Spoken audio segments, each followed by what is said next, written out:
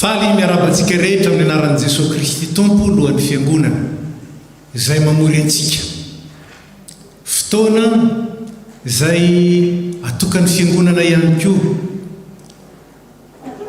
anehoantsika ny fehmpihavanana amin'ireo namantsika izay namoy mipreta-po aminy fotoana izay atokantsika hiarabana manokana ireo izay nahazo dimy sy fara tamin'iny taona 2024 iny ary fotoana manokana satria androany nalahady voalohany amin'ny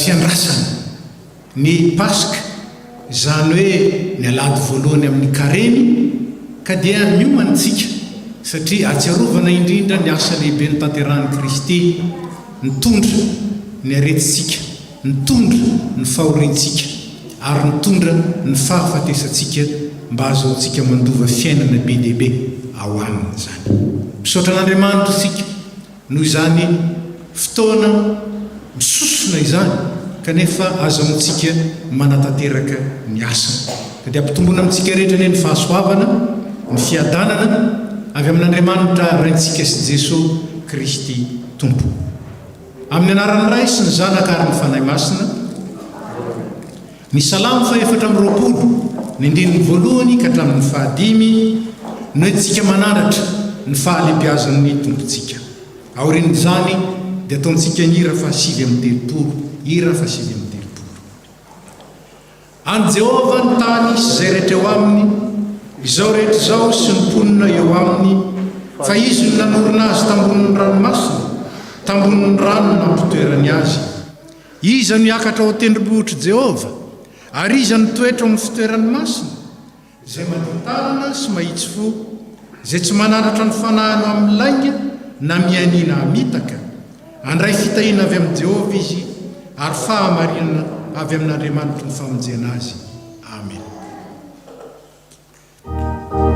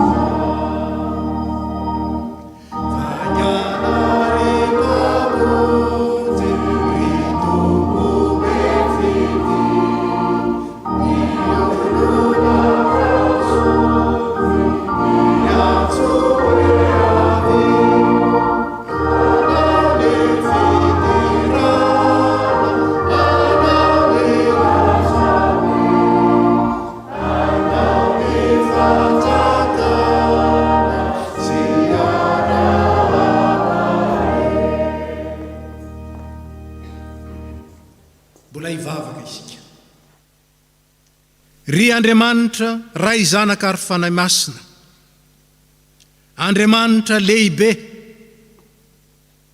mpahary izao rehetra izao sady tompony, mpanjaka ambonin'ny mpanjaka rehetra ary tompony ny tompo rehetra, Andriamanitra izay mitonona ho Andriamanitra, Andriamanitra lehibe, Andriamanitra tsy toa, Andriamanitra mandrakizay. Dia rainaitiny ianao Tompo, ankalazainay ianao noho ny asanao sy ny fitiavanao tao amin'ny Kristy Jesosy, ka namonjenao anay tamin'ny tenanao sy ny ranao, ka hanavaozanao anay isan'andro amin'ny alalan'ny teninao sy ny fanahinao masina, hahatonga anay olom-baovao. Misaotra anao zay fa nampitovianao fikendry aminao dia ny fanjakanao sy ny fahamarinanao. Misaotra anao zay fa nampiraisinao aina taminao, ka afaka miandrandra ny mandrakizainao. Ary misaotra anao zay fa ampiraisinao asa aminao mba hahatonga anay ho mpanompo mahatoky hatramin'ny fahafatesana, ka andraisanay satroboninahitra fiainana izay ho maninao amin'ny mpanompo mahatoky. Tafavory ny olombonjena Tompo mba hiaona aminao, ary ianoko ny teninao, ilay teninao mitondra fiainana be dia be, ko manamasina anay, manamasina ny tenanay, manamasina ny asanay, ka ny fanoloran-tena hanompo anao bebe kokoa sy tsaratsara kokoa hatrany dia apetraka ao aty anatinay izany. Ny fampaherezana, ny namanay ny donam-pahoriana dia ataonao tanteraka izany, ary ny fitondrana ireo namanay nahazo dimpy sy fara eo ambanin'ny fitahianao dia ho ambininao izany. Ko manatrihanay ry Andriamanitra tsara sady mpanao ny tsara, amin'ny anaran'i Jesosy Kristy Tompo sy mpamonjy anay. Amen. Petraka isika.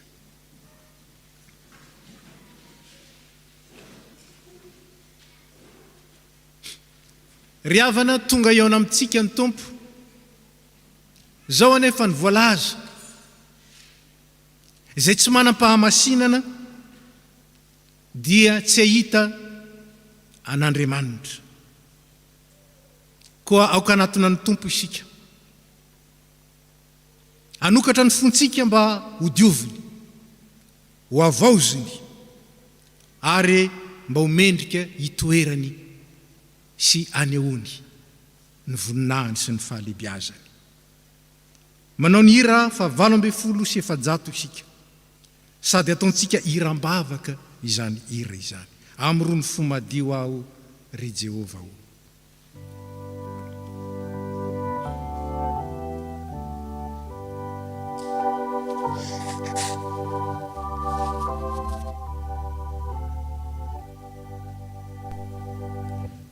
Oh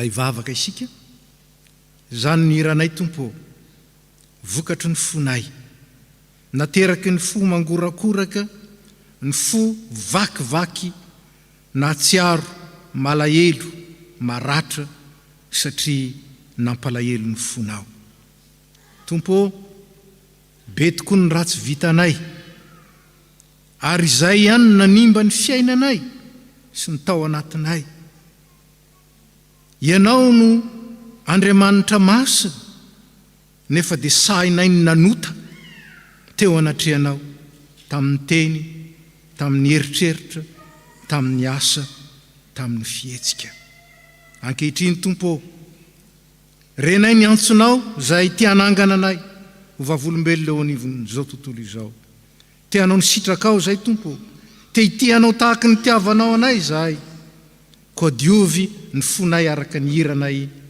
ary mamela ny elokay rehetra miaraka ny fiangonana rainay be famindram-po mitalao aminao zay mamela ny elokay diovy zay ho afa-pahotana sasao zay mba ho afa-keloka ary avao zo ny fanahinay mba vonoka ny loanao ny fitiavan'i Jesosy Kristy zanaka mpamonjy anay nangatanay aminao amen.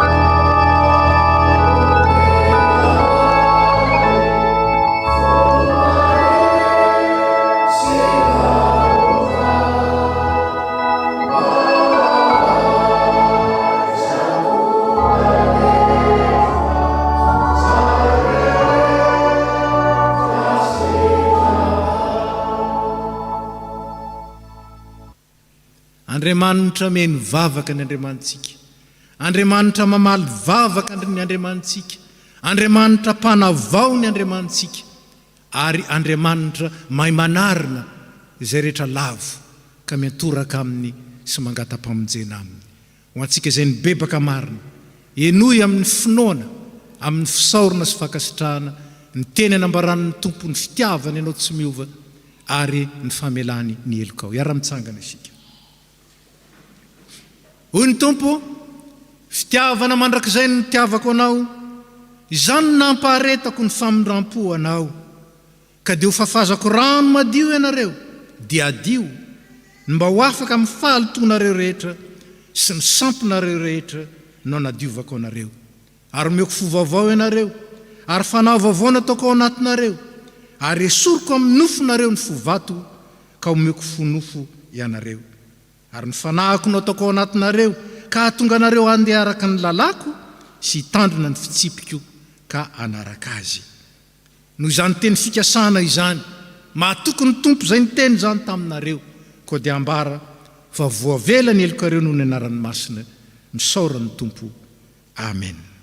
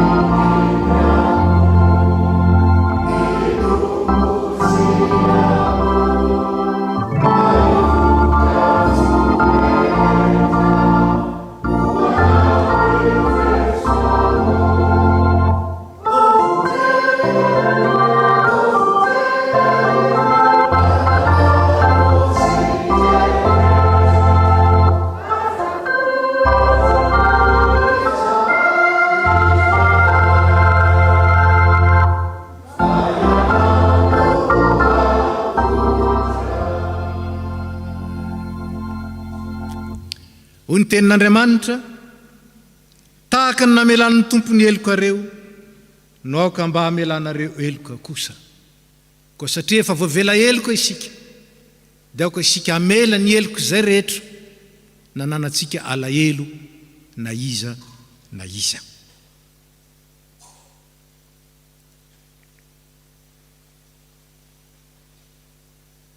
Dia noho ary ny sitrapon'Andriamanitra zay tiany izorantsika, andehanantsika zay voavela eloka, vita fihavanana tamin'Andriamanitra ary vita fihavanana tamin'ny namantsika rehetra.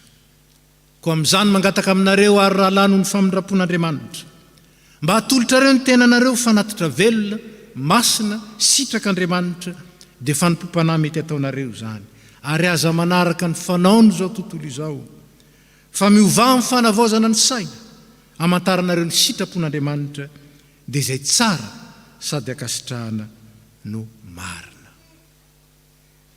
Voninahitra ho any amin'ny avo indrindra ho an'Andriamanitra,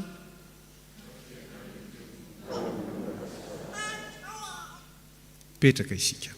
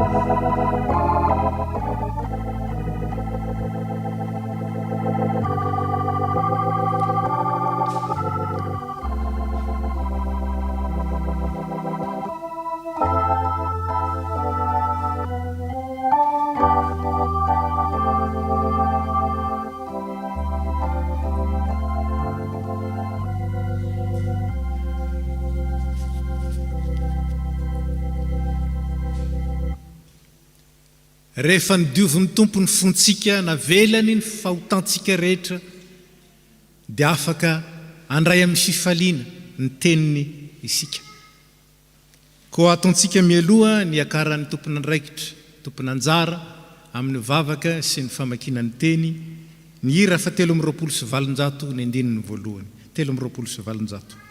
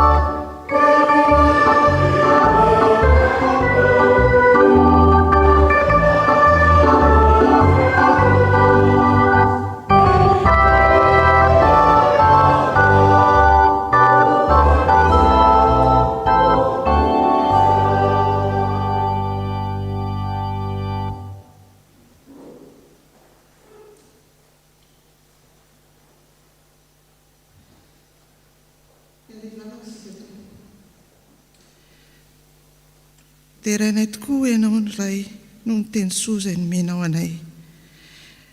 Izany Tompo no hira indray ataonay hiteranay ianao no ny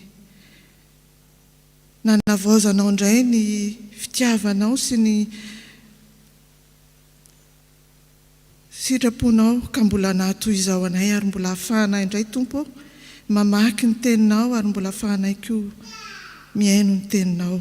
Ny teninao tokoa Tompo izay mofo ivelomanay, fanilo ny tongotray ary fahazavan'ny lalanay. Ko tendreo indray Tompo ny vavan'ny mpanomponao izay hitondra ny teno anay ary fenoa ny fanainao masina izahay mba hahaizanay mandray ny teninao tena fiainanay. Ary aoka Tompo tsy hiverina any aminao ny teninao raha tsy mahatanteraka izay nandrahanao azy. Dia mitenena Jehovah fa vonina ny aino izahay ary amin'ny anaranao Jesosy Kristy Tompo sy mpamonjy anay no anaovanay izany vavaka izany. Amen. Ny teny izay iovankitsika dia hitantsika eo amin'ny Genesis 7 atomboka amin'ny 9 ka hatramin'ny 5. Genesis 7 9 ka hatramin'ny 5. Rehefa hita dia vakitsika amin'ny anaran'ny Tompo. Ary Andriamanitra niteny tamin'ny Noa sy tamin'ny zanany izay niaraka taminy ka nanao hoe: indro izao efa manorina ny fanekeko aminareo sy amin'ny taranakareo mandimby anareo sy amin'ny zava-mananaina rehetra eo aminareo, na ny vorona na ny biby fiompy na ny biby dia rehetra eo aminareo, izay rehetra nivoaka avy tao anatin'ny samby fiara dia ny biby samihafa rehetra. Dia ahoriko ny fanekeko aminareo ka tsy haringako amin'ny safidrano intsony ny nofo rehetra, ary tsy hisy safidrano hanimba ny tany intsony. Ary hoy Andriamanitra: izao ny famantarana ny fanekena izay ataoko ho amiko sy ho aminareo mba amin'ny zava-mananaina rehetra eo aminareo hatramin'ny taranaka faramandimby. Ny havako izay napetraka eo amin'ny rahona ho famantarana ny fanekena ho amiko sy ho amin'ny tany. Ary raha mampiangona rahona eo ambonin'ny tany aho ka hita eo amin'ny rahona ny havana, dia hotsarovako ny fanekeko izay ho amiko sy ho aminareo mba amin'ny zava-mananaina, dia ny nofo rehetra, ary tsy hisy safidrano handringana ny nofo rehetra intsony.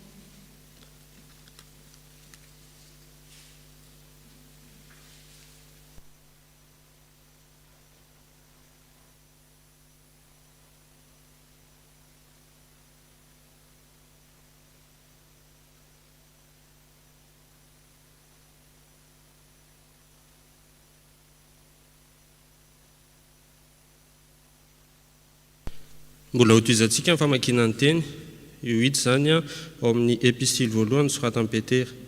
Epistily voalohany soratany Petera, toko 7, andiny 7:20 ka hatramin'ny 2:20. Epistily voalohany amin'ny Petera, toko 7, andiny 7:20 ka hatramin'ny 2:20. Amin'ny anaran'i Jesosy. Fa Kristy koa aza efa nijaly indray mandeha noho ny ota, ny marina hamonjy ny tsy marina mba hitondra antsika ho amin'Andriamanitra, ka novonoina tamin'ny nofo fa novelomina tamin'ny fanahy, izay nandehanany sy nitoriny teny amin'ireo fanahy tao an-tranomaizina, dia izay tsy nanaiky fahiny fony ny andro ny faharom-pon'Andriamanitra tamin'ny andron'ny Noa, raha mbola namboarina ny sambo fiara izay nidiran'ny olona vitsy dia izy valo mianaka, ka dia namonjena azy ny rano izay mamonjy anareo koa ankehitriny dia ny batisa izay tena n'io tandindony io, tsy ny fanesorana ny fahalotony nofo anefa fa ny fitiadiavana ny fieritreretana tsara eo anatrehan'Andriamanitra amin'ny tsanganan'i Jesosy Kristy tamin'ny maty, izay eo amin'ny tanan-kavanan'Andriamanitra fa efa lasa ho any an-danitra izy, ka efa nampanekena azy ny anjely sy ny fahefana ary ny hery. Amen.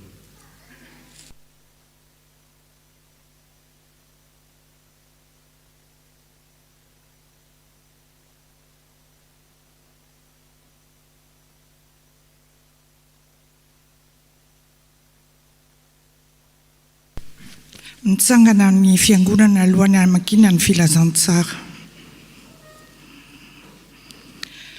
Ho faranantsika ny famakina ny teny soratra masina, zany dia ho hita ao amin'ny filazantsara nosoratan'ny Marka.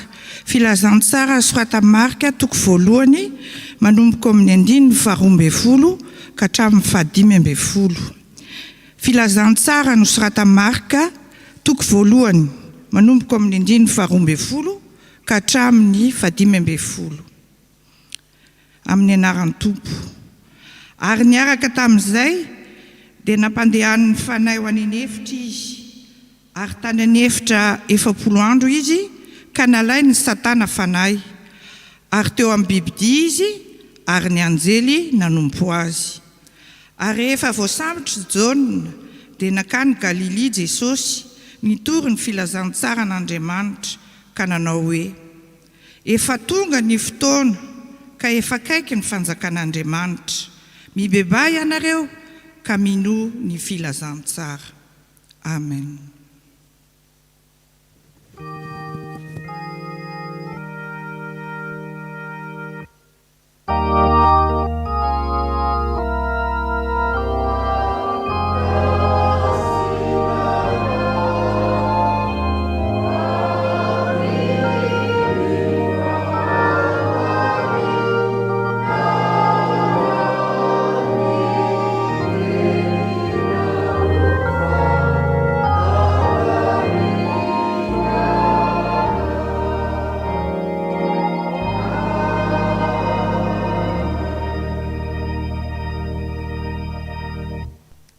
Ny faharoa amin'ny 3:20 ny ataontsika mialoha ny hitondrana ny tenin'Andriamanitra.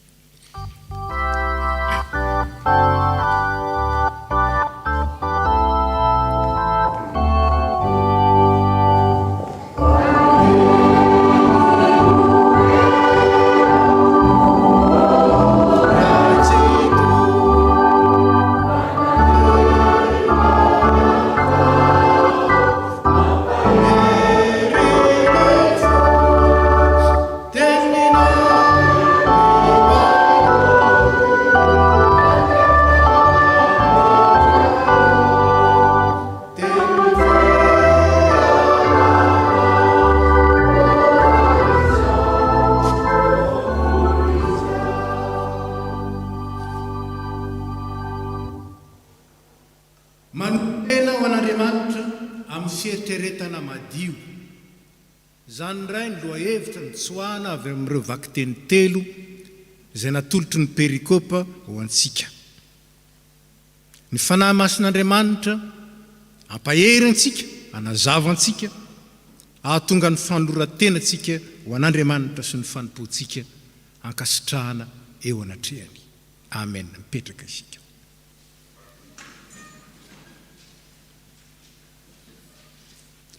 Ny Andriamanitsika dia Andriamanitry ny fanekena. Ary ambara fa ho antsika protestanta indrindraindrindra isika manaraka ny fanotsipivavahana dia fanekem-pahasoavana no ilazana zany fanekena entin'Andriamanitra eo nolontsika zany ary nanolorany ny tenany mba azontsika kosa manolotra ny tenantsika ho azy satria zany ny atao hoe fanekena. Malala zany tsara ny mpivady izay nanao fanekena firaisana ka ny ray manolotra ny tenany ho an'ny ray tsy tompony tenany intsony ary ny ray koa manolotra ny tenany ho an'ny ray ka tsy tompony tenany intsony.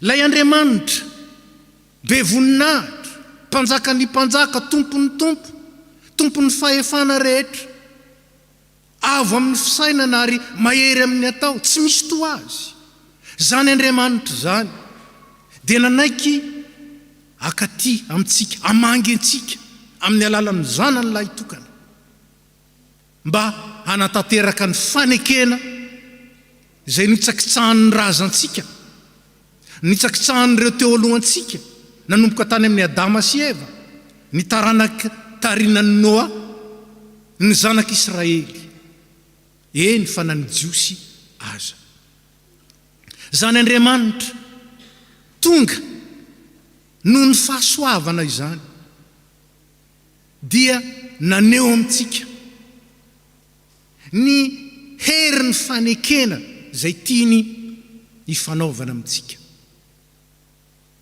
fanekena mafiorina, fanekena mandrakizay, fanekena tsy azo ravana.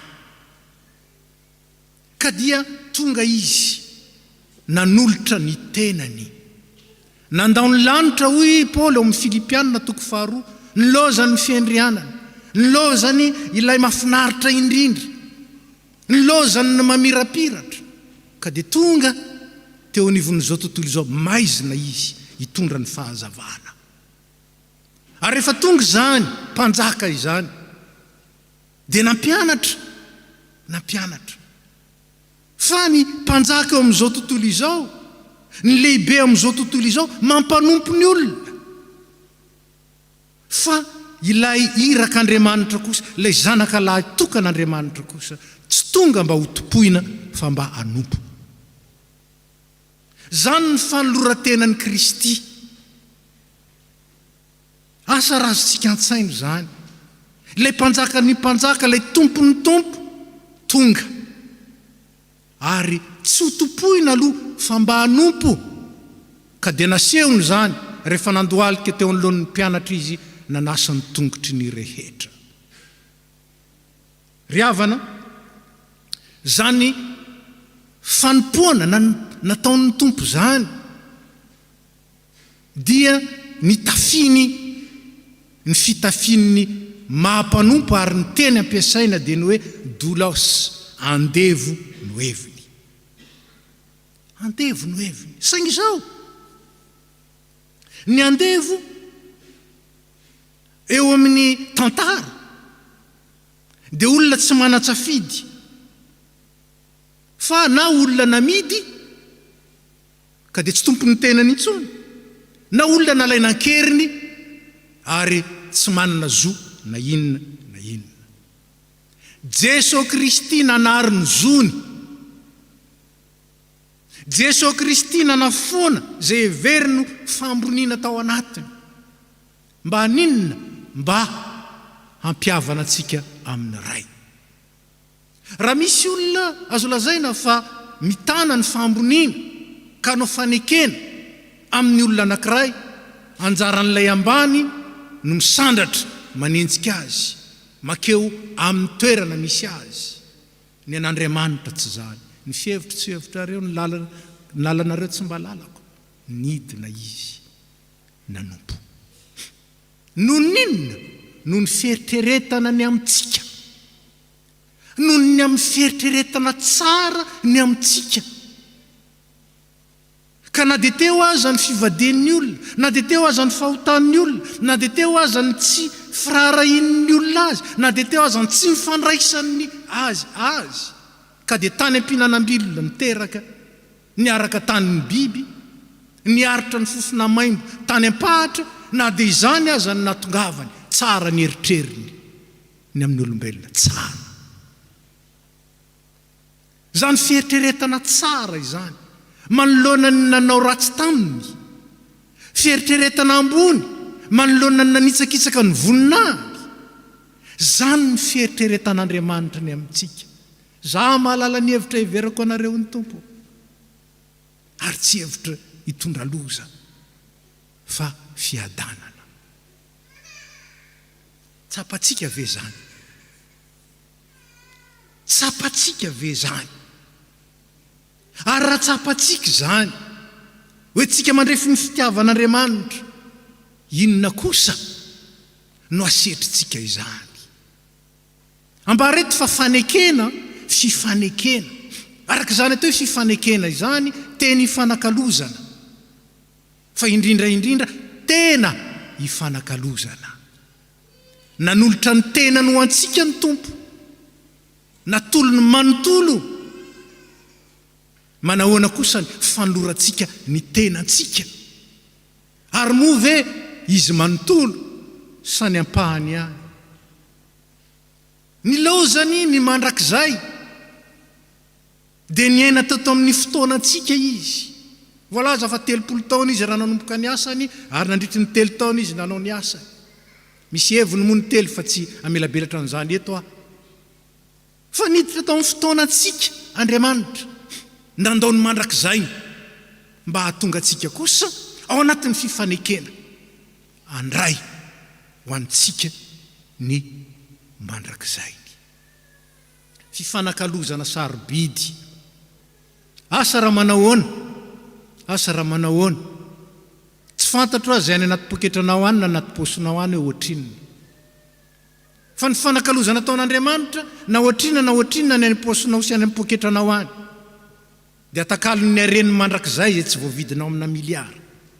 Zany ilay fanakalozana.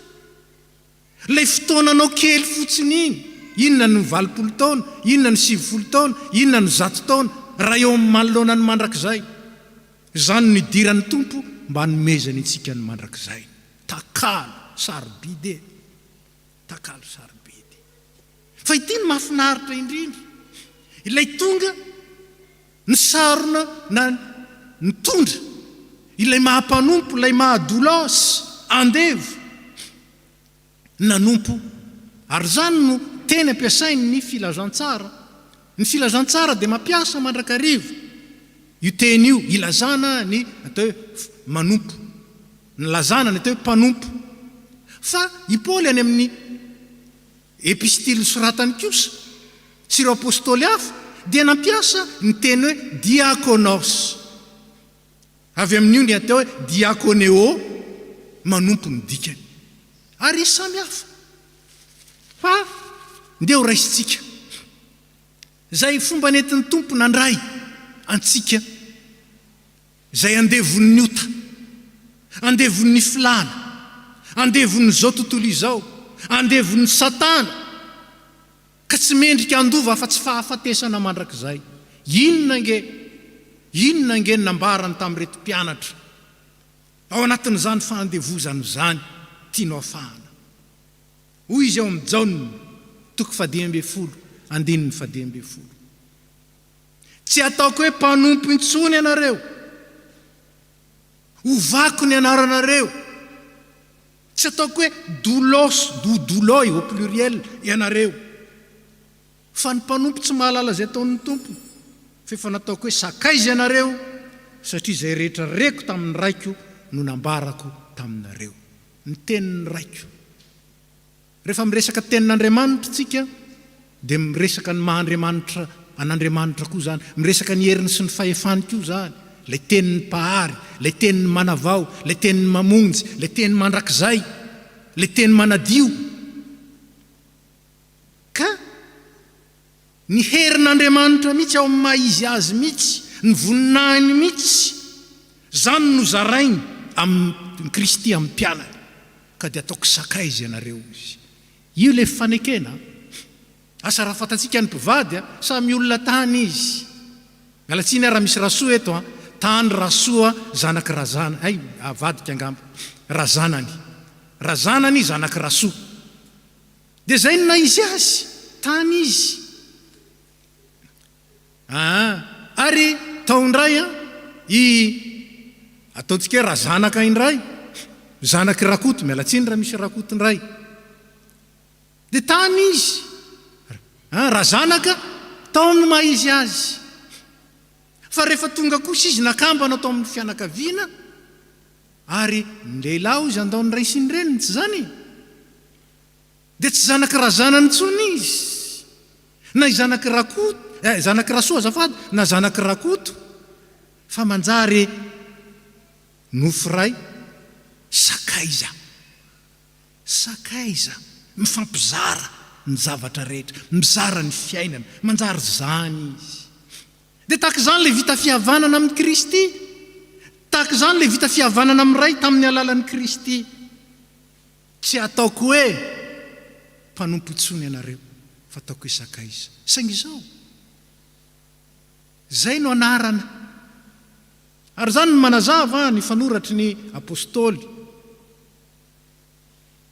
novana ny anarana hoe natao hoe ny verbe azafady natao hoe diakoneo manompo fa lay fomba fanompona de tsy miova fa saingy zao tsy lay fanompony andevo tsy mahalala zay ataon'ny tompony ilay tsy manan-tsafidy fa ilay ny safidy mazava ny araka iomona ny safidy mazava ny anompo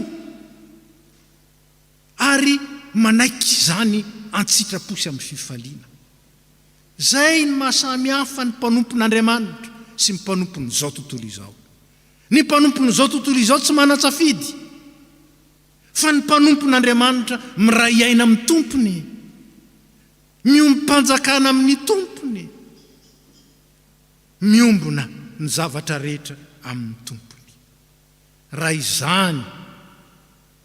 izany no mahampanompo tsy alao aza ave mpanompo tsy zay tompo amin'izao tontolo izao satria ny tompo amin'izao tontolo izao mandalo ny tompo amin'izao tontolo izao voafetra na nisan'ny mpanompo na nisan'ny na ny avesatry ny arena fa lay miombona amin'ny Kristy lay mpanjaka ny mpanjaka sy tompony tompo lay vita fihavanana amin'Andriamanitra lay tompony zavatra rehetra miara-mandova ny zavatra rehetra aminy tsy ataoko mpanompontsony ianareo tandremo tsara fa Jesosy no mijery antsika tsy toy ny mpanompo fa isika manana ny fanahany Jesosy de olona manompo saingy inona ny mahasamihafa azy manompo antsitrapo manompo tsy antery manompo noho ny fahatsapana tsara fa sarobidy zany vita fanekena amin'Andriamanitra izany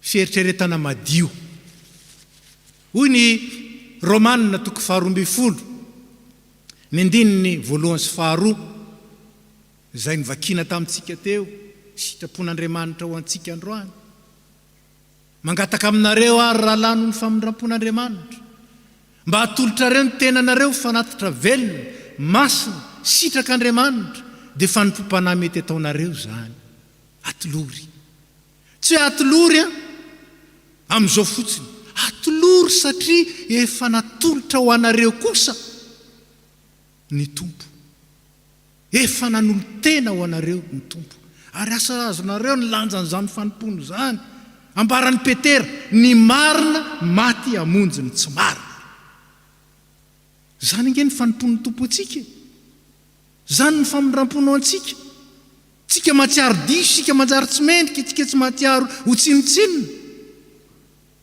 fa izy ny nanaiky andray ny matsinotsinona atsika mba hametraka atsika kosa ao anatin'ny fizina sarobidy zanak'Andriamanitra kristianina zany hoe mitondra ny anaran'ny Kristy ary miray lova mandrakizay aminy. Zany ilay fanekena ry havana. Ary dia tohizany Paoly eo amin'ny Romanina 12 aza manaraka ny fanaony zao tontolo izao. Fa eo amin'izao tontolo izao zay teo lehibe dia mampanompo. Fa eo amin'Andriamanitra kosa zay teo lehibe manompo. Aza manaraka ny fanaony zao tontolo izao. Fa eo amin'izao tontolo izao zany atao hoe doulos, zany mpanompo zany andevo tsy manan-tsafidy. Fa ianareo kosa efa naka safidy tsara. Safidy tsara satria nifidy ny fiainana, nifidy ny mandrakizay, nifidy ny tanteraka, nifidy ny feno,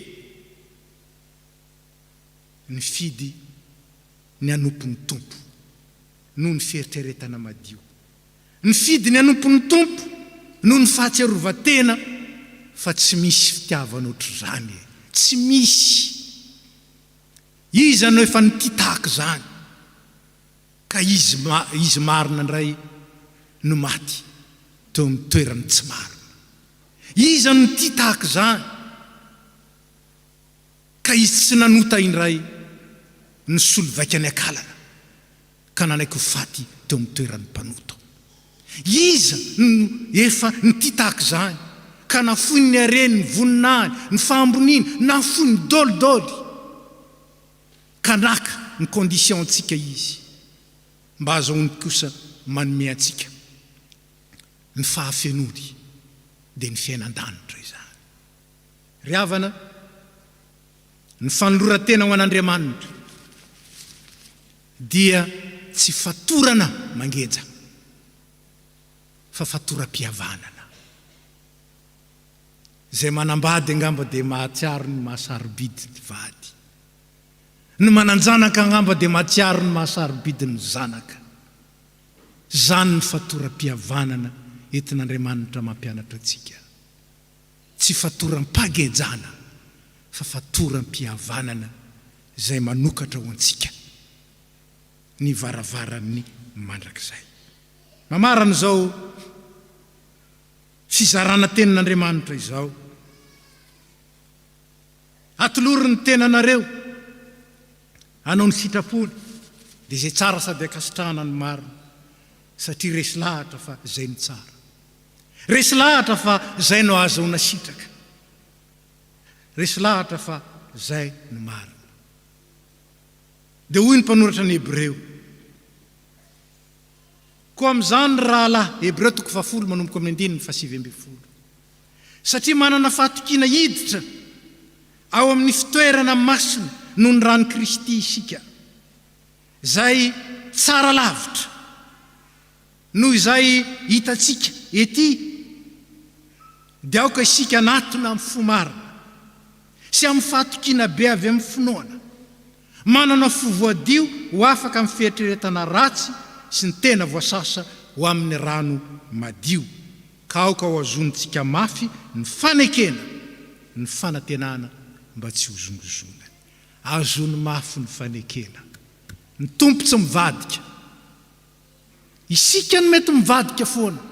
Fandroany ray avaozy ny fandroratenanao, avaozitsika ny fahaloratenantsika mba ho azonitsika mafy ny fanekena. Teo amin'ny Genesis 5 isika namaky ny fanekena nataon'Andriamanitra tamin'ny Noa.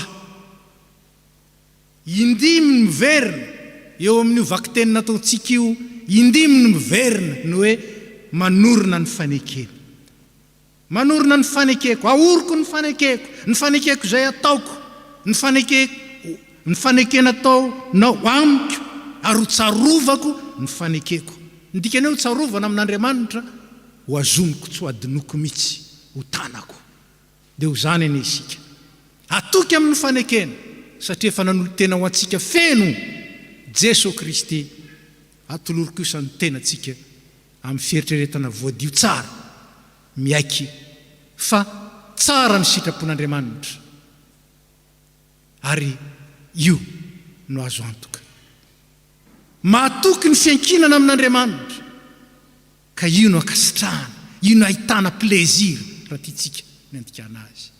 Ary tsara ny tenin'Andriamanitra, ka azo itokina, azo ifikirana azo andehanana dia ny fanan'Andriamanitra hiazona antsika amin'izany fanekena masina izany voninahitry ny anarany ka azahoantsika mitory ny fitiavany amin'ny asa tsara rehetra. Raiso ny fitahirana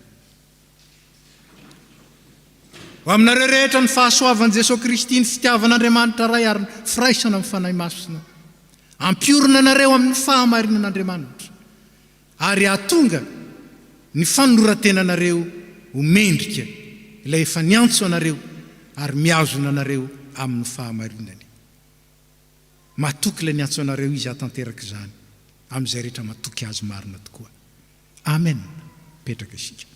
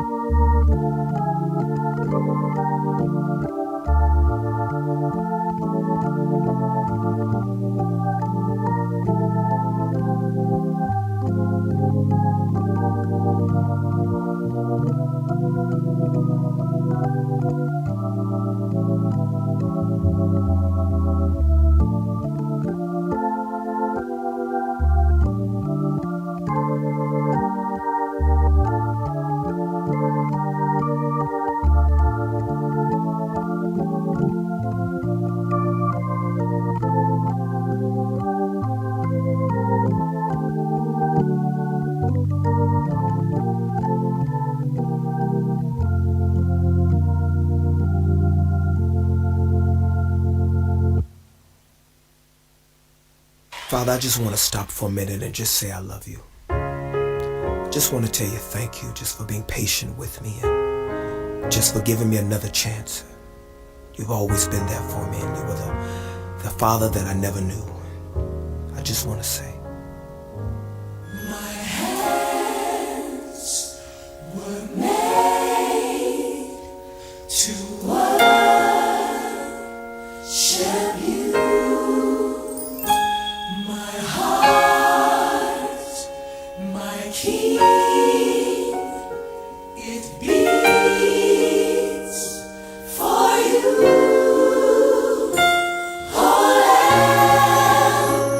So true, I surrender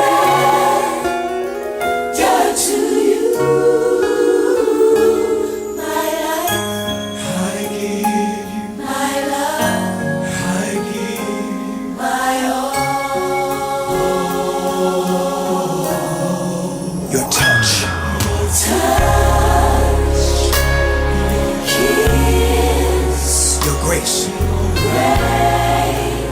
to me is deeper than Lord Jesus. my soul can see my purpose. My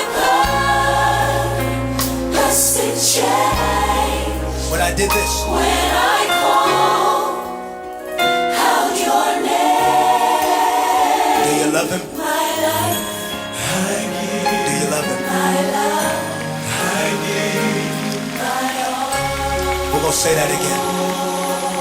Just wave your hand and say, your touch Your touch Jesus, your kiss and your grace. Your grace to me. Anybody know what I'm talking about? Jesus is deeper than. Bless your name, Father. My soul can see. Let me tell you what happened. It changed. When I got down on my knees. When I called out your name. Anybody here love my Father? I said, anybody here love my Father? Is he worthy? Come on.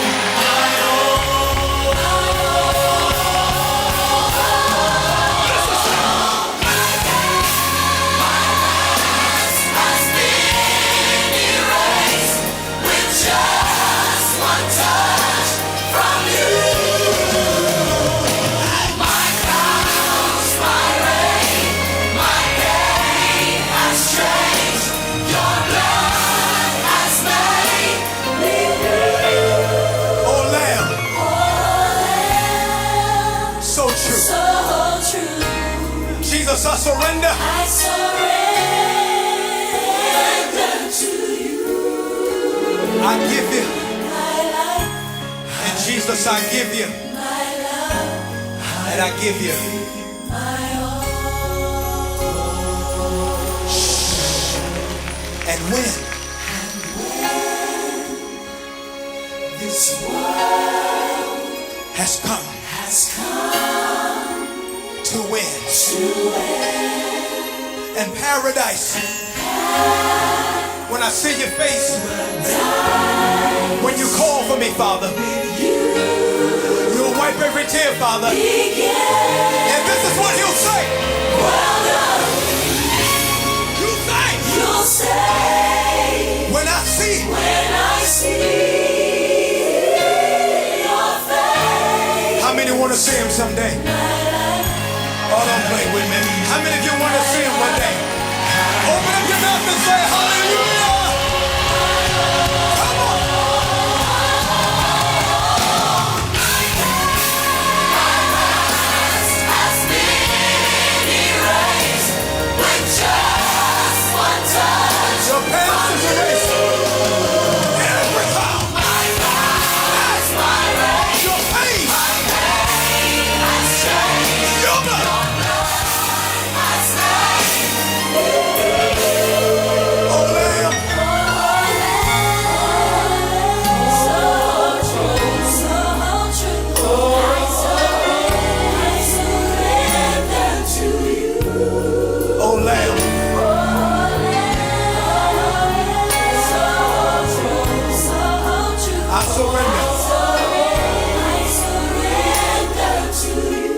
Time. Oh, Lamb.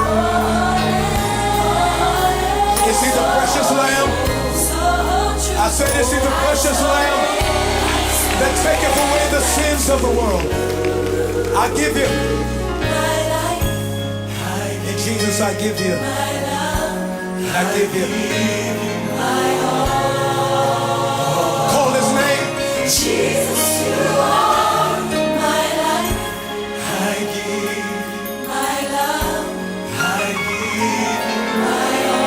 Say it with us. Jesus, you are. Jesus, you are my life. I give my love. I give you my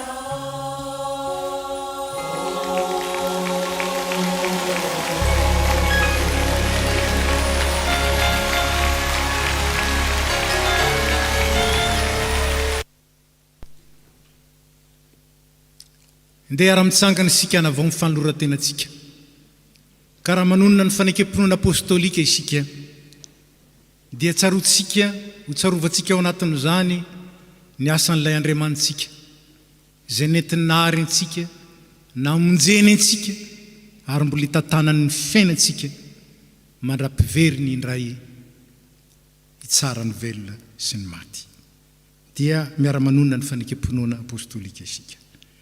Mino an'Andriamanitra ray tsy tompanao ny lanitra sy ny tany ary mino an'i Jesosy Kristy zanany lahy tokana tompontsika izay nitorotoronina tamin'ny fanahy mafiny nateraky Marie Virginie nijara nanapaka Ponty Pilato nombona tamin'ny azo fijaliana maty ka nalevina nidina tany amin'ny fiainatsika nitsangana tamin'ny andro fahatelo niakatra ao any an-danitra mipetraka eo kavanan'Andriamanitra raitso avy any evy ny tsara ny velona sy ny maty mino ny fanahy masina ny fiangonana masina manerana zao tontolo izao ny fiangonan'ny olona masina ny famelan-keloka ny fitsanganany tena ny maty ary ny fiainana manak'izay amen.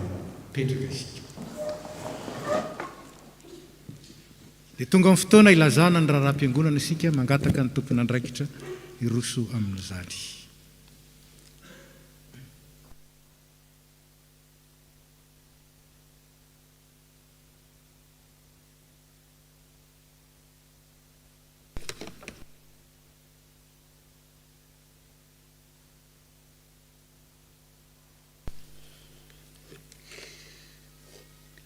Ny mpitandrina sy ny komitiny FPM Toulouse dia mbola faly miarabantsika indray ry havana amin'ny anaran'i Jesosy Kristy loha amin'ny fiangonana sy tompony asa. Toy izao indray ny vaovao sy ny raharaham-piangonana azo ambara amintsika anio. Vaovao avy amin'ny nasionaly mikasika ny fotoam-bavaka sy ny fiofanana SAP KNPL.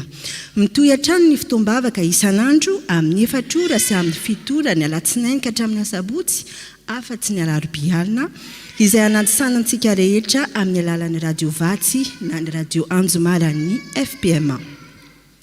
Isaky ny alarobia amin'ny valoarina kosa, amin'ny valorarina kosa dia manasantsika rehetra ihany koa anaraka ny fiofanana SAP KNPL izay azontsika arahina amin'ny alalan'ny phone call toy ny mahazatra araka ny numéro sy ny code misoratra.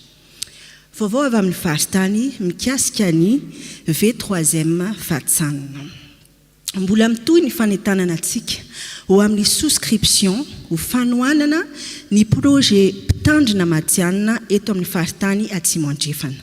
300 € isam-bolana no anjarany Tafy Toulouse ho fandraisana anjara amin'ny vatsy fivelomana izany mpitandrina izany. Isy formulaire na souscription ho fenoina ho an'izay maniry andray anjara amin'izany asa lehibe izany. Amin'ny volana May no manomboka maka ny postra ny mpitandrina izay voafidy eo ary efa nisokatra ny acte de candidature izay mifarana amin'ny alahady 17 febroary. Toy izao ny vaovao eto amin'ny tafo, fampatsiahivana fa anio no anatanterantsika ny famangina ny fianakaviana Rasoa Gazera Rasnivo sy ny fianakaviana Randrema Efasoa Laza sy Brigitte izay samy namoy ny retapoa amin'ny avy. Fanompoam-pivavahana, ny fanompoam-pivavahana nomezam-boninahitra an'Andriamanitra sy fampaherezana ny fianakaviana no ny fodimandry ny razafy ny bien-aimé zokiolona dia ho tanterahina amin'ny asabotsy 17 febroary ho avy izao amin'ny 10 sasany maraina eto amin'ny Vieux Temple. Isoroy alefa amintsika ahafahana misoratra anarana. Ny famangina ny fianakaviana dia ho tanterahina amin'io fotoana io. Rakim-pisaorana voalohany. Misaorana Jehovah ary fanahiko ary izay rehetra atao anatiko, misaorana ny anarany masina. Misaorana Jehovah ary fanahiko ary aza misy adinonao ny fitahiny rehetra. Mpanompon'Andriamanitra nandray fahasoavana ary nanolotra 100 €, 50 € ho an'ny fiangonana ary 50 € ho an'ny ray aman-dreny mpitandrina nangataka ny hira 20. Nisy mpanompon'Andriamanitra iray ihany koa nanolotra 100 € toraka izany ihany koa, 50 € ho an'ny fiangonana ary 50 € ho an'ny mpitandrina. Filazana momba ny fivorimben'ny mpandray, mampandray antsika mpandray fanasan'ny tompo rehetra fa isy ny fivorimbe izay atao amin'ny alahady 17 febroary izao, izay hanolorana ny tatitra moraly sy ny toe-bola 24 sy ny tetikasa ary ny teti-bola 12 Ny fandaminana rehetra momba izany dia ho lazain'ny filoha amintsika rehefa avy eo. Fampatsiahivana antsika ry havana mikasika ny valopin'ny mpitandrina, mampatsiahy fa hatramin'ny alahady heriny anio 17 febroary no ahafahantsika mandray anjara tamin'ny alahadin'ny mpitandrina ny amin'ny valopy ho an'ireo izay tsy afaka nanao izany tamin'ny alahady voalohan'ny volana alahadin'ny mpitandrina.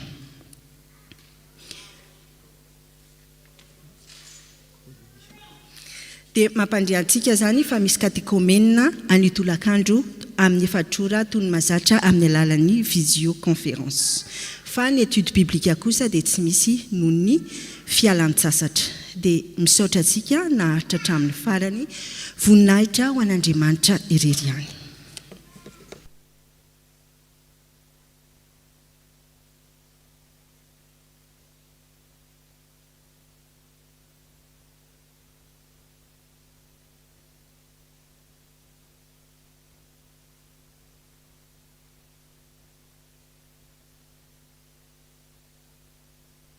dia mbola faly mirabantsika rehetra amin'ny aran'ny tompo araky ny voalaza teo zany dia amin'ny alahaderinan'io ny anokanantsika ny fanaovana ny assemblée générale na ny fivoriam-ben'ny mpandray fanaontsika isan-taona noho ny famena ara-pahasalamana zafady dia fantatsika fa voafetra ny isan'ny olona afaka tonga eto am-piangonana ka mandroso izao fandaminan'izao izahay izy zany mailaka ho alefa amintsika anio ariva momba ny fisoratana anarana amin'ny atao-piangonana ary ho an'izay tsy afaka hiangona atao-piangonana noho ny isa voafetra dia misy roa afako miaraka amin'io mailaka io afahantsika misoratra anarana amin'ny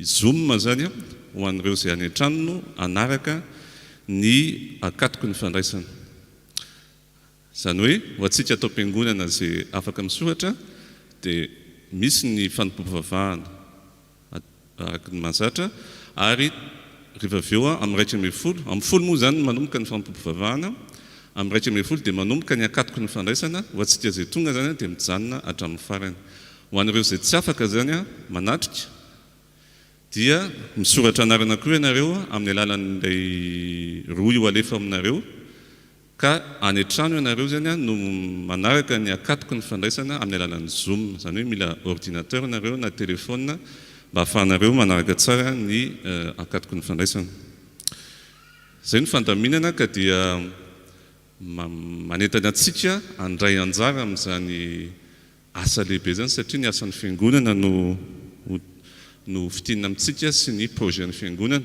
ka mbola ampiasaintsika koa ny teknôlôjia zany ahafahan'ny rehetra mandray anjara ka aza misalasala isika mpandray fanasan'ny tompo indrindra no voakasika zany ary mifarana ny alakamisy ny fisoratana anarana na amin'ny fanompoam-pivavahana na amin'ny Zoom mba ahafahanay manamarina ny isan'ny olona izay misoratra anarana sy ny isan'ny mpandray izay isoratra anarana koa amin'ny alalan'ny Zoom.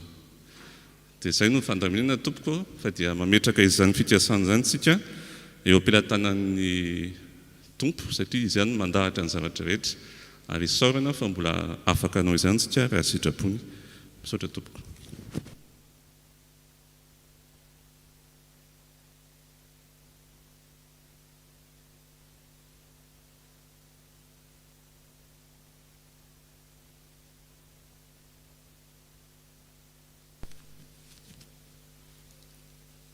tahaka ny fanaontsika dia miaraba ireo vahiny izay izao vao manatrika izao fanompoam-pivavahana zao sika miaraka amintsika eto ka raha misy amintsika izao vao tonga eto dia ngatana hitsangana tompoko mba horabaina sy tsofindrano amin'ny anaran'ny tompo.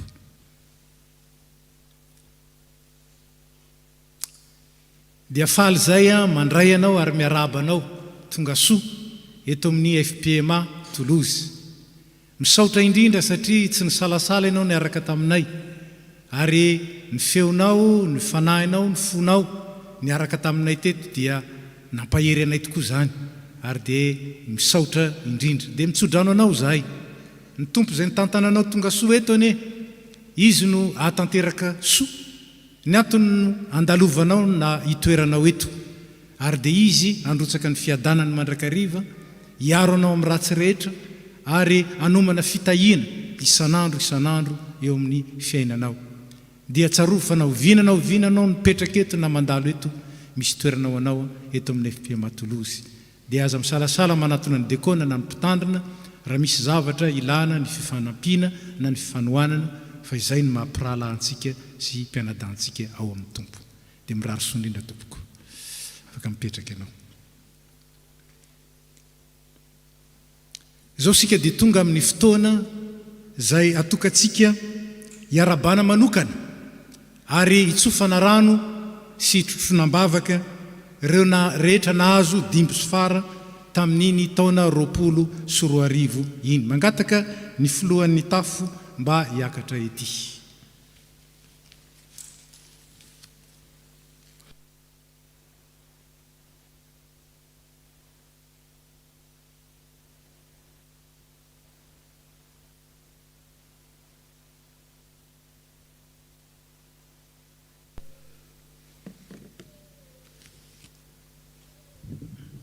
Eny ry havana, zava-dehibe ho an'ny fiangonana ny miventy koa ny asa soa nataon'Andriamanitra tamin'ny mpanompony. Ka izany mahatonga antsika manokana izao alahady izao ho alahadin'ny taranaka. Ka ho tononina tsara avy ireo ray aman-dreny izay nahazo fahazo-dimy tamin'ny taona 20 ary isy fanomezana kely atolotry ny fiangonana amin'ny alalan'ny solotenan'ny vondron'asa sosialy ho anareo.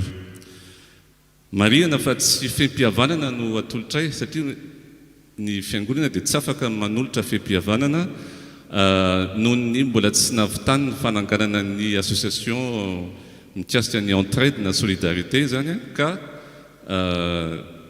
fahatsiarovana kely misy tenin'Andriamanitra no atolotra ampitiavana anareo ka dia raiso ampitiavana tokoa izany tompoko. Ireto ary ny anaran'ireo ray aman-dreny nahazo fahazo-dimy tamin'ny taona lasa teo ka angatanareo hitsangana eny am-pitoerana ihany rehefa voatonona ny anarany. Ho tononiko zany anaran'ny ankizy teraka sy ny ray aman-dreny. Ny voalohany zany dia Lanto Soarivo Abigaël Billet, izay ny ray aman-dreny dia Lanto sy Dominique Billet.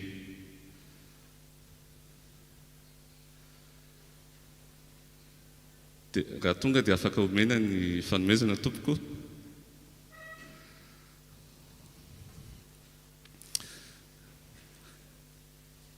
Ny faharoa Ali Kaina, izay ny ray aman-dreny dia Ali Faudel sy Marca Alexia.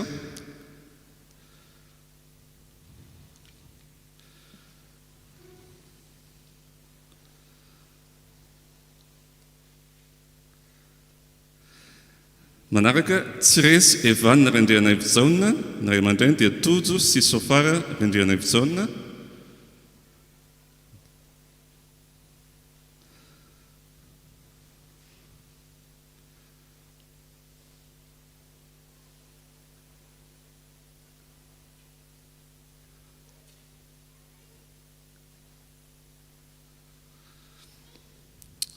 Manaraka Mialy Winry Razanajatovo, ny ray aman-dreny dia Manatsosy Lova Razanajatovo, tsy eto ry zareo fa mialatsiny.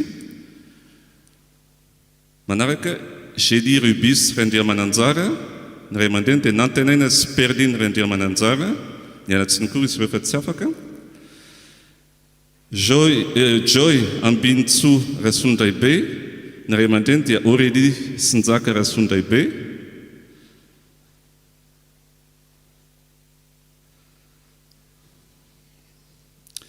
Rejo Noa Rakotondrainy, ny ray aman-dreny Rija sy Narindra Rakotondrainy.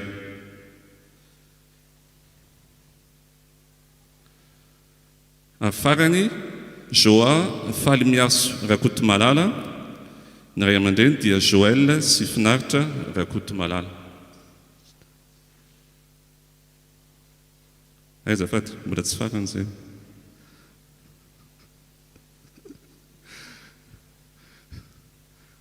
Ny tena zava-dehibe nataoko farany. Soary Iriel Randriamanantena, ny ray aman-dreny dia Soreo sy Zolo Randriamanantena.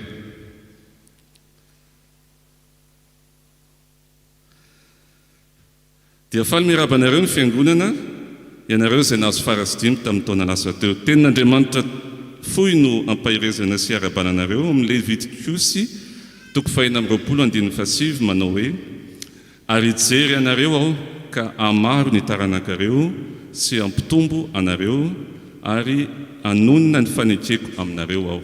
Dia ho tanteraka aminareo ane izany teny izany. Zavatra misy adino mialatsiny fa misy latsaka tompoko.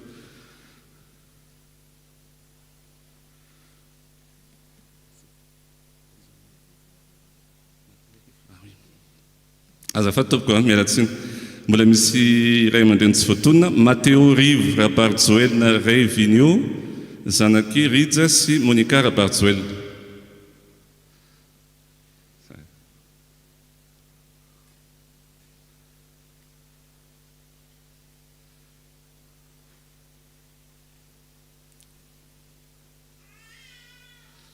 Eny a, dia mba ho fiarabananareo dia afaka miteka ny fiangonana misaotra an'Andriamanitra ho fiderana azy. Fa na dia taona sarotra ihany tamin'ny herintaona aza dia hita ny fahasoavan'Andriamanitra nirotsaka taminareo fianakaviana izay nahazo fahazo-dimy, ary fahasoavana tokoa izany ary mendrika isaorana ny Tompo amin'izany ka ny mpitandrina no amarana izao fotoana izao.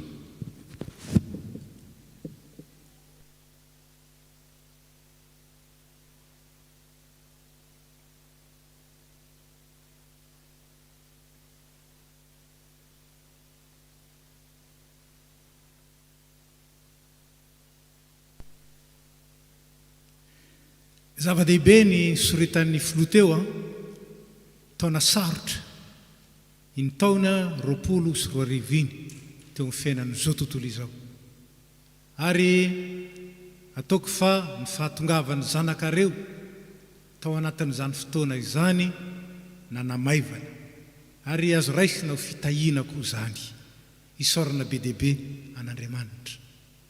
Fa fanomezana avy amin'Andriamanitra zao nolazainy Salamo 7:20, lova avy amin'ny Jehova ny zanaka maro, tamby ny ateraky ny kibo, ary sambatra zay mameno ny trano njanatsipikany amin'ny reny, tsy homenatra izy raha mifamaly amin'ny fahavalo eo am-bavahady.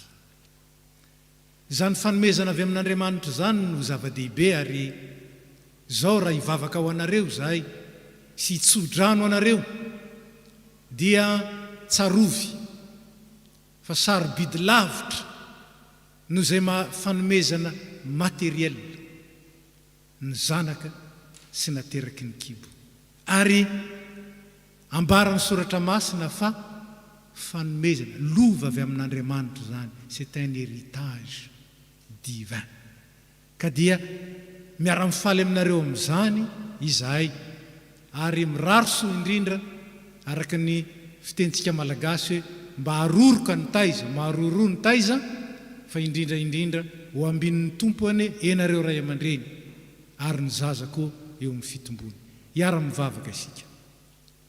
Raha eo misotranao zahay no ny fikasanao tsara hatramin'ny voalohany, nanaovanao anay zanak'olombelona, ary nametrahanao anay ho ray aman-dreny maniry hanana taranaka ary mandray izany ho lova avy aminao. Fahasoavana lehibe zany Tompo, fitahiana lehibe zany, ka isaorana ianao mitafotafo ary ankasitrahana ianao sy ankalazanay anandratanay ny voninahitrao. Fantatrao fa no arinao mba hiankina aminao zahay, ka dia ankininay fiainao aminao ny tokatrano zay nandray no zazo, tahio ny ray aman-dreny mba ahatotosa tsara ny fanabiazana, ny fitaizana, ny fanasoavana zany zaza no menao azy zany. Aoka tsy ho tsitsinao amin'izy ireo zay rehetra ilainy ho entiny manabe, ho entiny mikarakara, ary ho entiny miantoka ny fiainan'izany zaza izany. Ary ome ho an'ny zaza ny fahasalamana, ny fiarovana tsara indrindra, ary indrindra ny fitahim-panahy avy eny ambony, ka hatonga an'izy ireo ho vory fahasalamana, hatonga azy ireo hitombo tena, saina, androso fitia eo amin'ny masonao Andriamanitra ary eo mason'ny olona, ka hanahaka ny Kristy ary ho vavolombelon'ny fahatsaranao eo anivon'ny tokantrano izay nametrahanao azy ireny. Dia hitsodrano an'izy ireo zay tompo, ianao lay tompony teny no angatanay hatanteraka ny fitahim-panahy rehetra mba hahatonga azy ireo hotretrika, hahatonga azy ireo hitompo fifaliana ary hahatonga azy ireo andray ny fahasambarana avy aminao. Naratsoanao Kristy no ametrana izany vavaka izany, ary isotonay ambavaka koa ireo ray aman-dreny rehetra maniry zaza, ankininay aminao ny faniriana izy ireny, ny fikasana izy ireny, ary ianao hatanteraka araka izay tandrify sy araka ny sitraponao ambony. Aminaratsoan'i Jesosy, amen. Ny tsodrano izay itsofanay rano anareo dia ny tsodrano tranainy indrindra, kanefa tsodrano izay azo lazaina fa nanaraka ireo taranaka ny fandimby nanomboka tany amin'ny Mosesy. Ny antsoina azy moa dia hoe ny tsodrano aronika na ny tsodrano ny Arona. Lazay ny tompo raha nibaiko ny Arona izy hoe zao no itsofanao rano ny taranaka Israely rehetra izay manatona anao. Tononona aminareo izany tsodrano izany. Hitahy anareo aniny tompo ka hiaro anareo, ampamirapiratra ny tavany aminareo aniny tompo ka hiantra anareo, anandratra ny tavany aminareo isanandro aniny tompo ka hanome anareo ny fiadanana. Mandehana amin'ny fiadanan'ny tompo miaraka amin'izao zaza izao, ary tezao an'Andriamanitra voninahitry ny anarany izy, fa manampy anareo mitahy anareo izy. Amen. Dia miraroso indrindra ao anareo zay andre amerina tehaka indray zay fiarabana sy firaritso ho anareo. Dia mahazo mipetraka ianareo tompoko.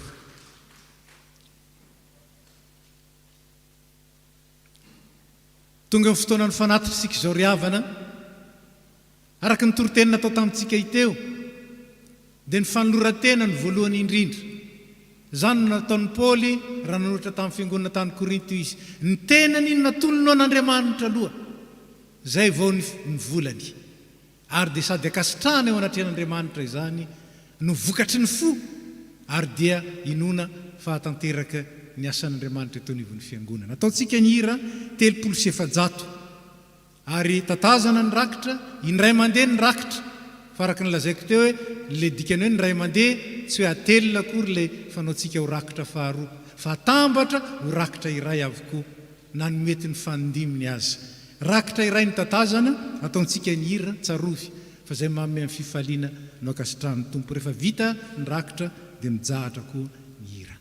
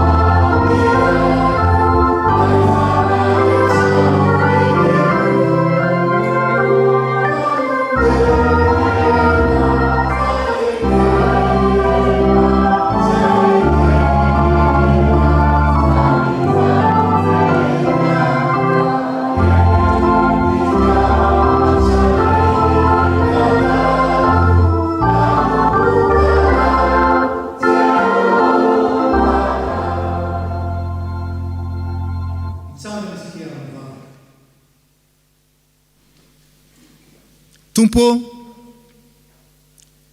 misaotranao zay ny amin'ny fitahim-panahy rehetra, misaotranao zay ny fiantsoana masina, misaotranao zay ny amin'ny fanekem-pihavanana zay nataonao taminay, ka nanatanterahanao taminay ny teny fikasana sady soa indrindra, ary anangananao anay ho zanaka malala, vavolombelona eo anivony zao tontolo izao ho fanasina sy fahazavana. Efa nampiombonanao tamin'ny asanao zahay, mba iombonanay fanjakana sy voninahitra aminao koa Jesosy.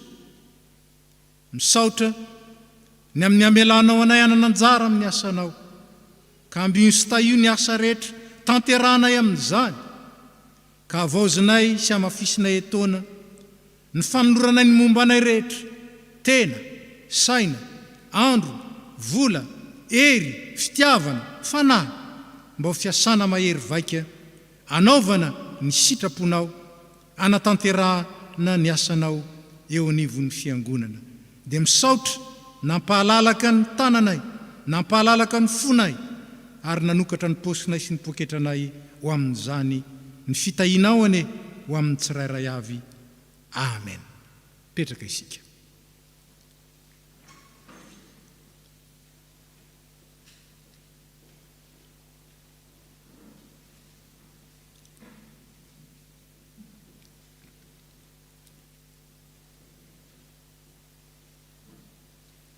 Zao dia anatanteraka ny fehim-pihavanana amin'ireo fianakaviana rotonta izay efa voatonona teo isika, izay namoy ny ray tapo aminy mangataka anareo mba hiakatra ity tompoko azafady.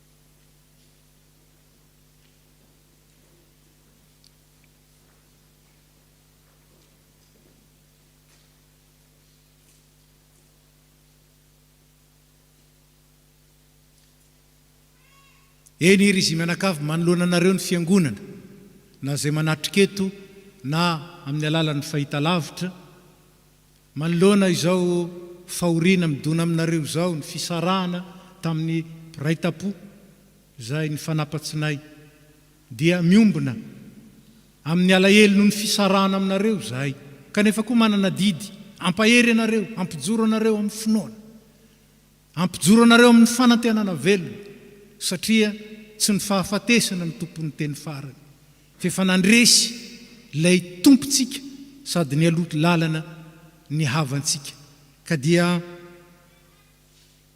ny indrana ny teny amin'ny Jaona 4:7 ny 7:20 zahay. Fiadanana no velako anareo ny tompo, ny fiadanako no meko anareo, tsy tahaka ny fanomeny zao tontolo izao ny fanomeko anareo, aza malahelo na matahotra ny fonareo. Manoloana zao alahelo zao, manoloana ny ahako noho ny zavatra miseho ankehitriny ny valanaretina, ny ahako ny amin'ny fiainana tsy fantatra zay avoaky ny apitso, manoloana ireny. Dia manana antoka isika ny tompo zay manolotra anareo ny fiadanany, lay tsy hainy zao tontolo izao omena, kanefa ampy kosa hiaro ny fotsy hitebiteby ary hiaro ny saina tsy ho very hevitra. Ka dia zaraina aminareo zany teny zany, ary tianay indrindra ny mbola hitrotro anareo amin'ny tompo mba azahoanareo mandray ny heriny zany teny zany, fa indrindra ny fampiononana mandraka zay ao amin'ny Jesosy koa. Hivavaka isika. Tompo misaotranao zahay, fefa nomaninao anay ny zavatsoa rehetra, ianao le mpiandro tsara, nanolotra ny ainao amonjy ny ondrinao rehetra. Hoy Davida, na dia mandalo ny lohasaloko ny fahafatesana azy aho dia tsy atahotra, satria ianao no amiko. Zany koa tompo ny vavakay, mba hampioreninao aty anatinay ary ao anatin'ny reto avanay reto. Zany fahatokina izany, ka na eo aza ny etraketraky ny tany, na eo aza zao fisarahana noho ny fahafatesana izao, dia mahazo antoka kosa zay fa tsisy mahasaraka anay amin'ny fitiavanao ao amin'ny Jesosy Kristy. Tehirizo aminao ny fahatsiarovana ny havanay, ny ray tapo aminay zay nantsoinao, ary aoka koa zahay isaky ny matsiaro n'izy ireny hibanjina anao lay tompon'ny finoana sady mpanefa azy zay efa lay mato tamin'ny maty rehetra ary nefa niantso zay rehetra ao aminao mba iomby mpanjakana sy iomby toerana aminao amin'ny mandrakizay dederainay ianao no fitondranao soa ary ankalazainay ianao no ny fampaherezana omenao ka tsy ny alahelo na ny akivina intsony ny ao anatinay fa ny fanantenana velona sy ny finoana ary ny fahatokina ny fitiavanao mahery noho ny fahafatesana dederainay ianao no ny asanao ao amin'ny tsirairay avy derainay ianao no ny asanao tao amin'ireo avanay izay nantsonao dia anao Andriamanitra ray zanaka fanay masina ny voninahitra mandrakizay ao amin'ny Jesosy Kristy amen dia mbola hiara-mitsangana isika miara-mihiranira fa 750 ny andininy voalohany mafy ny alondrano zao sady mariny mandao nefa ny tompo momba anao mokivy va tsia tsy ho kivy satria izy ny tokonay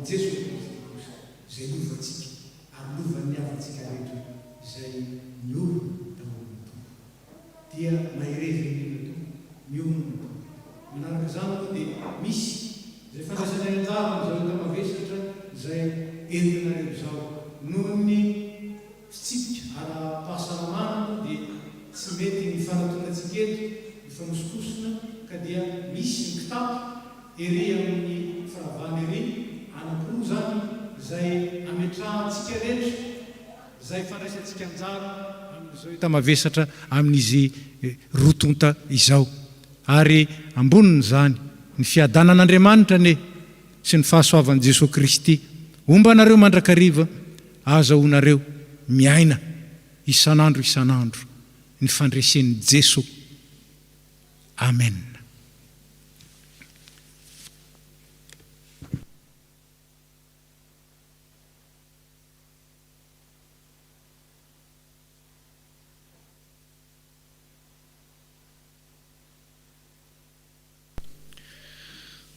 Eny tompoko mijoreto ny tenako solotena ny reto fianakaviana rotonta eny tokoa mafy ny fahoriana ny atra taminay ka mila tsy ho zaka maha-olombelona ny ray tapo zay mifanapatsinay zoky ny taiza sy nanabea no nandao kanefa izao fanotronanareo fijoroanareo fiangonana izao a dia tongotra miara milanja tongotra miara mamindra tanana miara mandray ary fo miara mitempo aminay ka dia maivana tompoko ny fahorinay tsy nataonareo tahaka ny vato latsakakady zahay na sira latsakan-drano fa raha vao nare ny fahoriana ianareo a dia nandefa fampahirezana taminay tamin'ny alalan'ny tambazotra serasera tao koa ny tonga ny dodotany atokantranonay a na dia sarotra aza ny toejavatra amin'izao fotoana izao dia tonga ianareo a nampahiranay tany atokantranonay zava-dehibe aminay zany tompoko ary dia isaorana ianareo tantoerahanareo ankehitriny koa ny tenin'ny tompo manao hoe miara-mitomany amin'izay mitomany ankehitriny dia mbola nomenareo teny fampahirezana izahay teny avy amin'ny soratra masina mampahiranay ary mampirisika anay hitoetra amin'ny fiadanana ary koa hijoro vavolombelona na dia ho anivon'ny fahafatesana aza dia misaotra indrindra tompoko satria mampahiranay izany teny zany ary dia hitraka izahay andindray ny lalana vaovao izay fan'Andriamanitra ho anay tsy vitan'izany fa tsy nona tamin'izany ihany ianareo fa mbola koa nanome vola mankarena hosolombary tsy masaka ho an'ny velona ary tsingan-dady ho an'ny maty enik'azy ny velona tompoko ary tsara velona ny maty dia Andriamanitra manakare-pahasoavana ny anonitra izay rehetra lany nareo taminay dia mbola mamerina ray ny fisaorana feno amin'ny alalana fianakaviana roa sosiny izahay tompoko dia misaotra indrindra.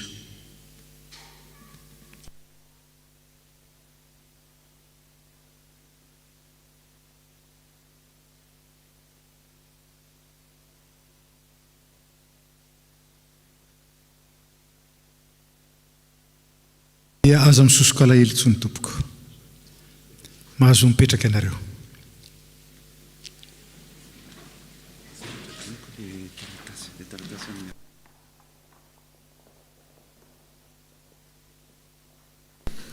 Mialatsiny ry havana fa nisy sy adiny kely tamin'ilay vaovao mikasika ny ankatoka amin'ny alahady zany a ho antsika izay maniry andinika sady ny toebola zany a roapolo sy arivo sy ny tetibola raiky amin'ny roapolo sy arivo dia afaka mandray zany a ery ampivoahana ary ho antsika izay tsy ho afaka kosa zany a soratra anarana atao am-piangonana amin'ny alahady heriny anio a dia afaka mangataka izany taratasy zany koa amin'ny alalan'ny diakon'ny vala ka aza misalasala mifandray aminay raha mila izany sady ianareo mba anamora ny fanarahana ny fotoanantsika amin'ny alahady dia misaotra indrindra tompoko.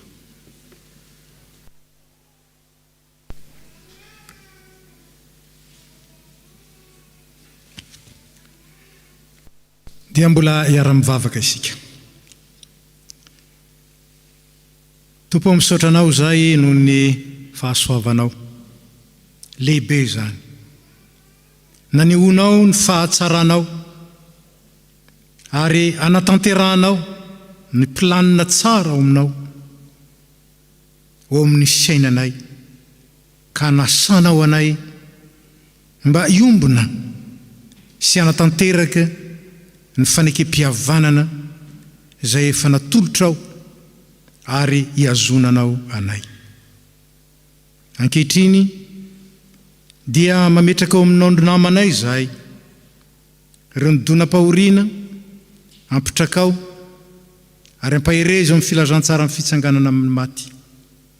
Ireo tsy salama marary na ny amin'ny hopitaly na ny tokantrano dia angatanay nidiranao an-tsehatra ka nymery ny fanafody ianao ary nyme fahazavain-tsaina ny mpitsabo ary zay tsy hain'ireo fa zavaboary ihan'ireo dia nao Andriamanitra mihitsy no natsotra ny tananao aminy anome ny farasitranana feno. Mivavaka aminao zay ho andreo sahirana ninina endrika izany fahasahiranana zany ninina antony na aiza misy an'izy ireo. Mivavaka aminao zay ho andreo voafatotra mba ho afahanao ary indrindra omenao anjara tsara. Mivavaka aminao zay ho an'ny asa fitoriana ny filazantsara manerina ny tany mba ambininao zany ka tsy verina aminao foana ny teninao raha tsy natateraka izay nanirahanao azy ka nampy isan'andro ny isan'ny olombonjena. Dia ta io ny asan'ny fiangonana ampijoroy ho vavolombelona matoky ary ianao ny alolalana ny asa rehetra izay napetraka ao antsoriny mba ho lavorary sy ho tanteraka araka ny sitraponao zany. Entinay mbavaka aminao sahady ny fivoren'ny mpandray amin'ny heriny androany alolalana zany ianao ary taradalina ny fiangonana ho amin'ny ambonimbony kokoa hatrany, ho amin'ny tsaratsara kokoa hatrany, ho amin'ny metimety kokoa hatrany, satria miantso anay ho amin'ny fitomboana ianao. Mivavaka aminao zay ho an'ity firenena zay mampiatrano anay ity, mba hitoetreto ny fiadananao iadananay araka ny teninao. Mivavaka aminao zay ho an'ny Madagasikara tany razanay, tahio ny ezaka tsara rehetra ho fampandrosoana, ho fandalana ny rariny sy ny hitsiny, ho fampanjakana ny filaminana sy ny fiadanan'ny vahoaka. Omeo ny mpitondra ny fahatahorananao Tompo sy ny fanekena ny herinao mahagaga, ary omeo ny vahoaka ny fifankatiavana sy ny fiombonana. Te hivavaka aminao manokana zay ho an'ny ireo faritra izay hiaran'ny hanoanana sy ny aintany, indrindra ny faritany atsimo. Tompo mangataka aminao zay, ny sandrinao mahery Tompo, ary ny fahalalan'ny tananao, ny lanitrao sokafy mba hamonjy ny vahoaka any amin'ny faritra atsimo. Ary mangataka aminao zay ho an'ireo zay sahirana rehetra no ny antony maro samihafa hitanao reny, tsy njovy amin'ny masom-pitiavanao, ary koa ny tanan'ireo zay rehetra etsehiny fanahinao, dia mba hisokatra ho amin'izy ireny koa hanoana azy, mba hahatanteraka ny firaisam-pirenena. Mivavaka aminao zay ho anay koa etya andafin'ny ranomasina, mba hatsiaro mandrakariva ny tany razanay zay, hivavaka ho azy zay, ary hanoana ny firenena, indrindra eo amin'izao ady sarotra zay atrehany zao. Mivavaka aminao zay ho an'ireo nandray fahasoavana, Tompo angatanay indrindra, mba ho tehirizinao amin'ny fifalinao, ary fianonao fisaorana sy ahizara amin'ny hafa. Tompo, maro ny tianay angatahana, foy ny fisainanay, votsa ny vavan'ny mpanomponao, ka na inona fantatra fa tokony ho an'ny isam-batan'olona, tokony ho an'ny isam-pianakaviana, tokony ho an'ny fiangonana, dia ankinina amin'ny anaratsoan'i Jesosy zany, ary akambanay amin'ilay vavaka nampianarinao Kristy, manao hoe rainay ô zay ny an-danitra, ho masinina ane ny anaranao, ho tonga ane ny fanjakanao, atao ane ny sitraponao, ety an-tany tahaka ny an-danitra. Meo anay n'io zay anna sahaza ho anay, ary mamela ny eloko ay tahaka ny namelanay zay meloko ataminay, ary aza mitondra anay ho amin'ny fakapana, fa manafanay amin'ny ratsy, fa anao mifanjakana sy ny hery ary ny voninahitra mandrakizay. Amen. Mamarina ny fotoana isika, miara-mitsangana isika, manao ny hira sy efa voatondro mialoha ny afatra sy ny tsodrano, ampatsiarovina indray fa rehefa mivoaketo isika ny valopy zay hoe tsika maneo ny fehim-pihavanana amin'reto avantsika ireto, dia misy kitapo anankiroa zay misy ny anaran'izy ireo, dia arotsatsika ao anatin'izany. Ataotsika ny hira voatondro mialoha ny afatra sy ny tsodrano.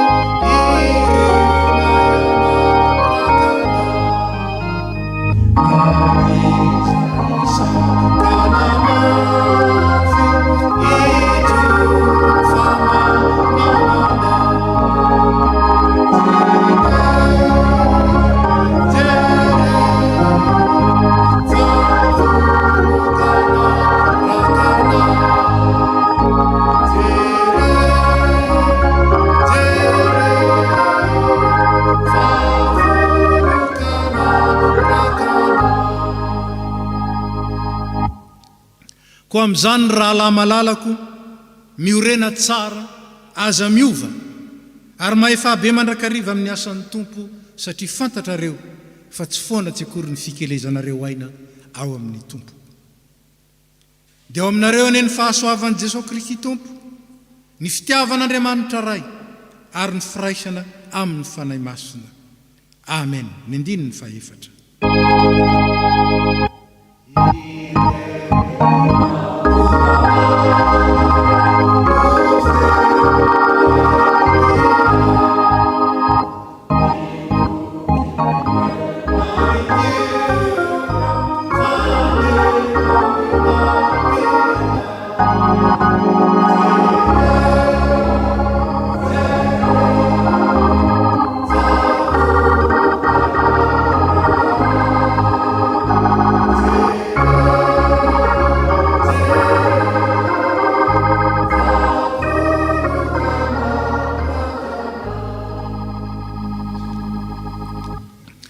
Voninahitra ho an'Andriamanitra ray zanaka ary fanahy masina, izay hatramin'ny taloha indrindra ka ho mandrakizay. Amen. Mandehana amin'ny fiadanana ka manompo ny tompo.